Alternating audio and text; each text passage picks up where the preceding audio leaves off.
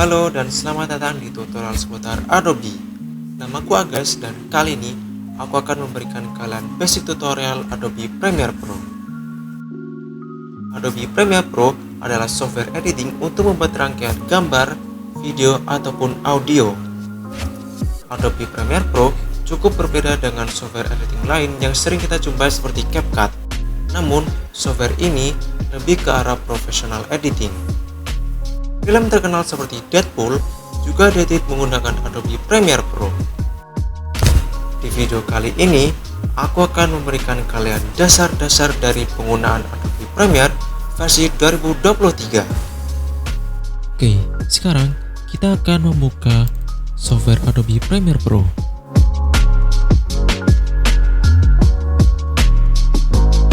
Hal pertama yang akan terlihat ketika membuka Adobe Premiere Pro adalah welcome page. Kita bisa membuka project lama atau membuat project baru. Sekarang, klik new project untuk membuat project yang baru. Aku merekomendasikan agar tidak mengubah semua pengaturan yang di sini, namun kalian boleh mengubah nama dan project location-nya. Misalnya aku akan mengubah project name menjadi tutorial dasar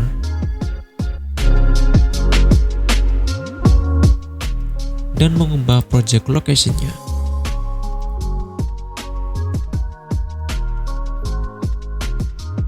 Setelah itu, klik create.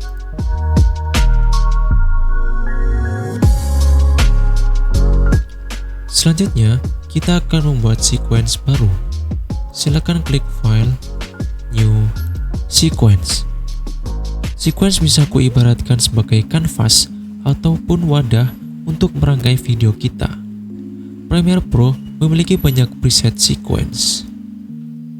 Kalian bisa gunakan salah satu preset yang bernama FVC HD dan bisa kalian pilih 1080p dengan 24 fps.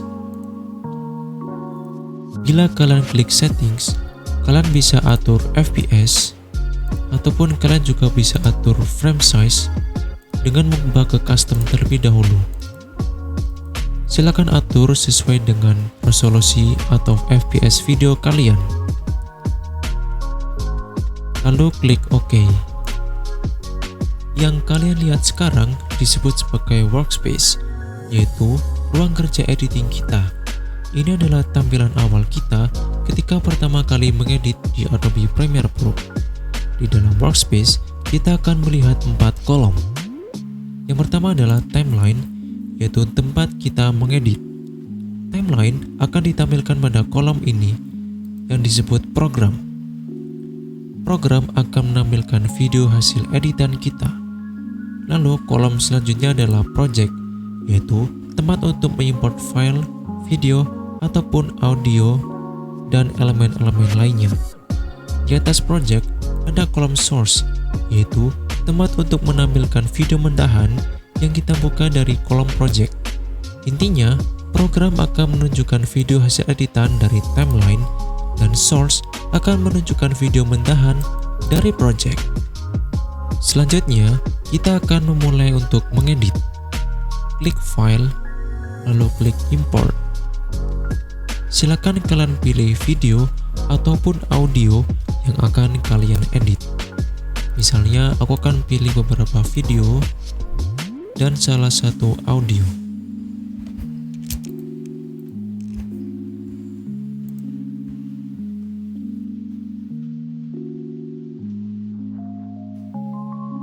Kalian bisa double klik pada salah satu file di project, maka akan ditampilkan di kolom source. Di kolom source, kita akan memilih bagian penting dari videonya. Silakan klik mark in untuk awalannya dan klik mark out sebagai akhirnya.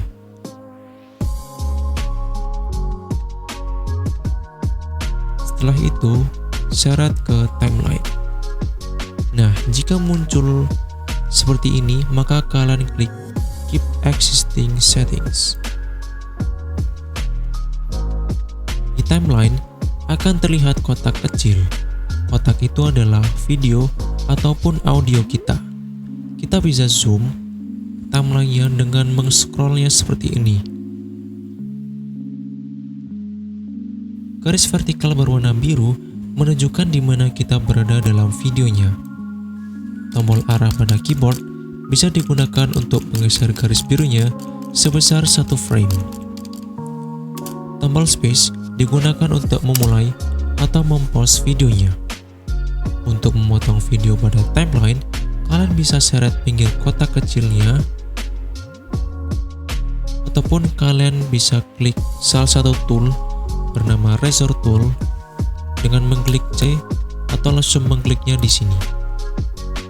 Lalu kalian potong videonya dan kembali ke Selection Tool atau klik V, tombol V, dan kalian select videonya dan kalian delete. Maka videonya akan terpotong.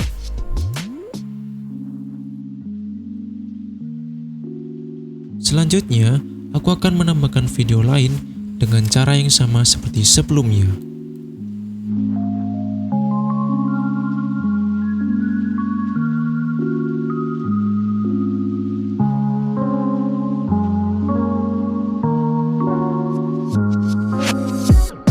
Ya, kurang lebih caranya sama, dengan double klik, kemudian di mark in, mark out, lalu kalian seret ke timeline. Semuanya seperti itu.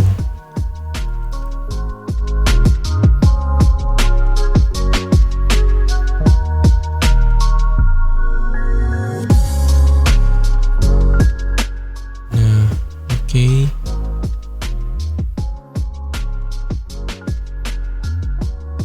Jika kita memberikan jarak antara videonya, maka yang terdisplay adalah blank atau black video. Nah, pastikan kalian tidak memberikan jarak antar videonya di setiap timeline, kecuali jika kalian memang ingin memberikan blank video atau black video di antara keduanya.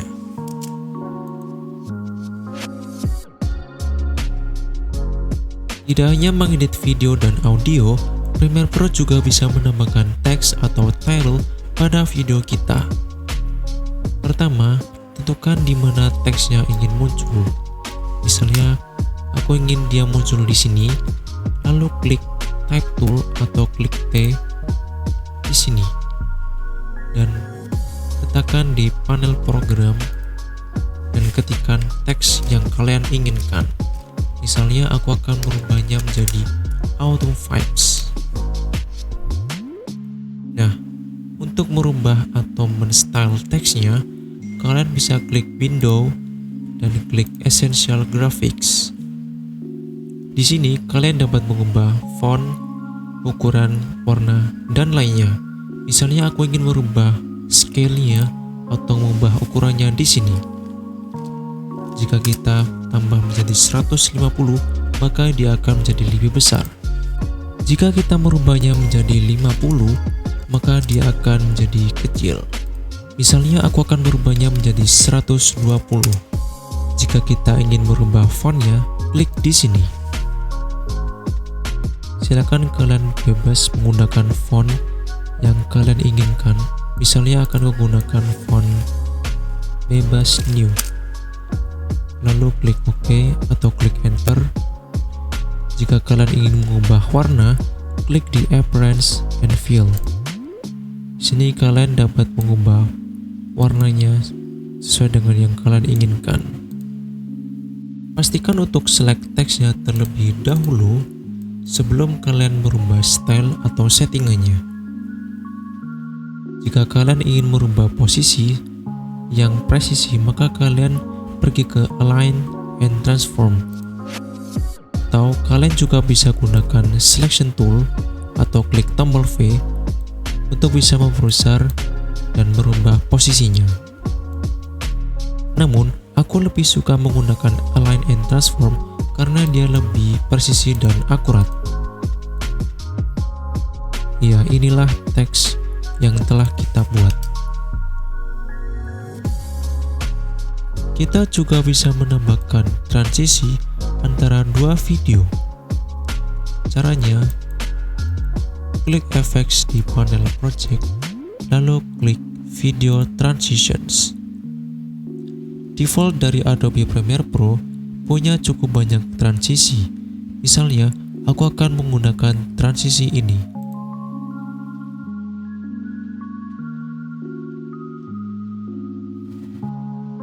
Lalu seret ke timeline di antara dua videonya.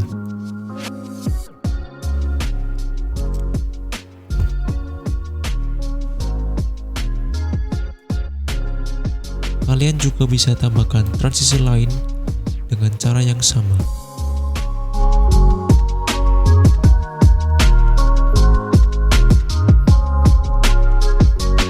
Kita bisa atur durasi transisinya dengan menyeret bagian akhir transisi seperti ini. Maka transisinya akan lebih lama dari sebelumnya. Kalian juga bisa mempersingkat transisi dengan memperpendek kotak kecilnya seperti ini.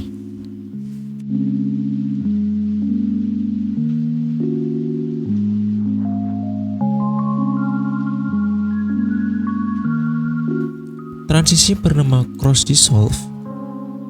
Di sini, transisi ini cocok digunakan di awal ataupun di akhir video untuk menampilkan efek fade seperti ini. Ini drag and drop, atur durasinya, dan ya, maka dia akan muncul seperti efek fade, sehingga ini cocok digunakan di awal ataupun di akhir. Seperti ini. Selanjutnya, aku akan menambahkan audio dengan cara yang sama seperti sebelumnya, yaitu dengan memilih bagian penting audionya, sel di sini aku akan klik mark in, lalu akan ku klik mark out, lalu aku drag and drop di timeline.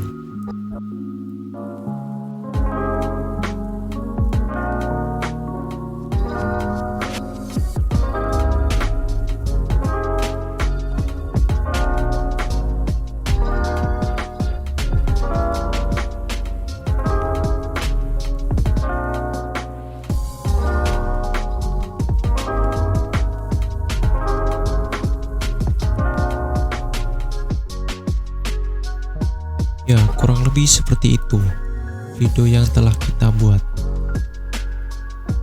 Kalian juga bisa menambahkan efek seperti fade pada audio juga, yaitu dengan pergi ke audio transitions, pilih crossfade, dan pilih constant gain untuk menambahkan efek fade di awal.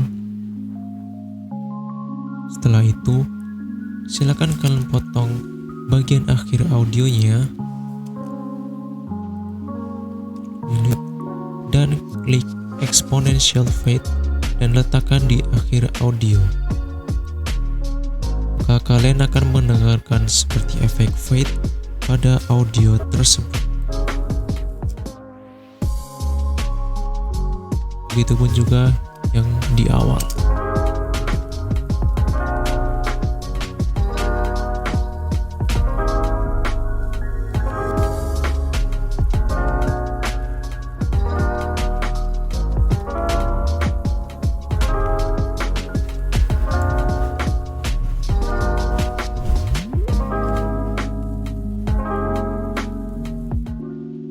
Oke, itulah video yang telah kita buat. Tapi sebelum itu, mungkin aku akan sedikit merubah tata letak dari videonya agar sedikit lebih bagus atau lebih baik. Oke.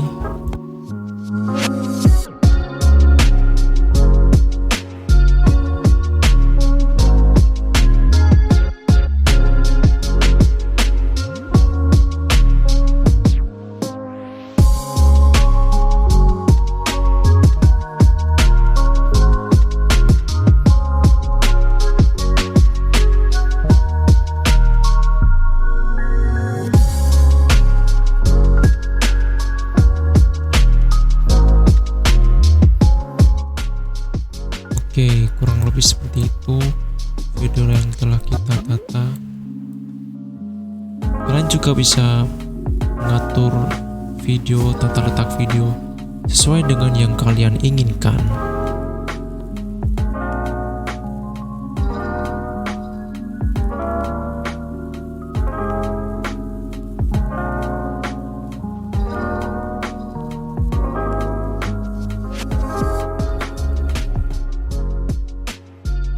Selanjutnya, kita akan mengekspor video. Dengan melakukan ekspor, kita akan mendapatkan hasil video yang telah kita edit. Pertama, silakan kalian pilih di mana kalian ingin mengakhiri videonya dengan menggeser garis vertikal biru. Misalnya aku ingin mengakhirinya di sini. Lalu, kalian klik kanan di sini dan klik mark out. Daerah berwarna abu-abu inilah yang akan diekspor. Selanjutnya, pergi ke file, export, dan klik media. Nah, oke. Selanjutnya akan muncul tab seperti ini. Silakan kalian rubah file name, location, preset, dan format. Pertama, misalnya file name-nya akan kurubah menjadi tutorial dasar. Nah, oke. Kemudian kalian bisa rubah location-nya sesuai dengan yang kalian inginkan. Misalnya aku rubah di sini file name-nya dan lokasinya. Setelah kalian mengubah lokasinya, silakan kalian ubah presetnya menjadi adaptive high bitrate.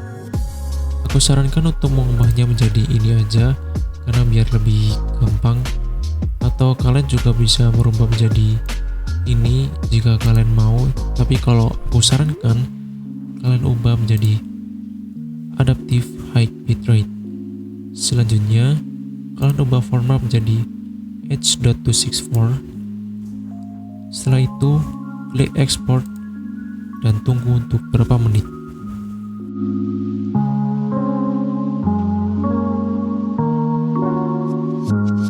Jika ekspor telah selesai, maka akan muncul ini seperti ini. Ini artinya video kita telah terekspor dengan sukses. Dan inilah hasilnya.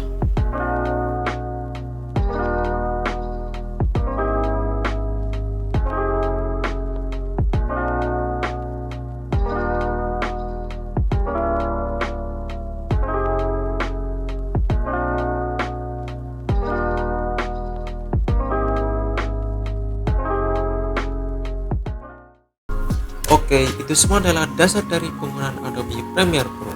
Aku menyarankan agar kalian sering menggunakan software ini. Dengan begitu, kalian akan semakin terlatih dan terbiasa dalam penggunaan Adobe Premiere Pro. Sekian untuk video kali ini. Terima kasih sudah menonton dan sampai jumpa.